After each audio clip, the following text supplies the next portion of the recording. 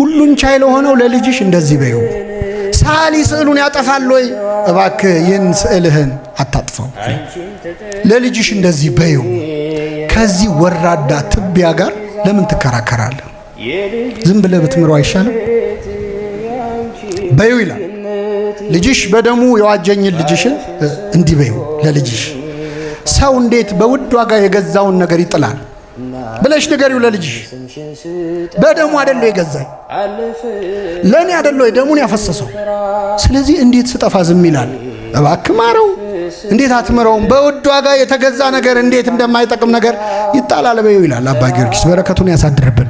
ስለዚህ ከመቤታችን ጋር ያለው ቅርበትና ፍቅር ያማክራታል። በስጋዊ ሕይወቱ በመንፈሳዊ ሕይወቱ በዚህ ዓለም ሰው ከደረሰበት አድርሽኝ። እስኪ በሉ በዚህ ዓለም ሰው ከደረሰበት አድርሽኝ፣ በዚያኛው ዓለም ከልጅሽ ቀኝ አቁሚኝ። አንቺን ከሚወዱ ሰዎች ጋር አገናኝኝ ይላታል። አደራ አንቺን የሚጠሉ ሰዎች እንዳታገናኝኝ ይላል። የሚወዱሽን አገናኝ፣ አንደበቴን አሳምሪልኝ፣ ግርማ ስጭኝ፣ ሞገስ ስጭኝ። አባ ጊዮርጊስንም ትሕትና ለእመቤታችን ያለውን ፍቅርም ለእግዚአብሔር ያለውን ክብርም ያሳያል።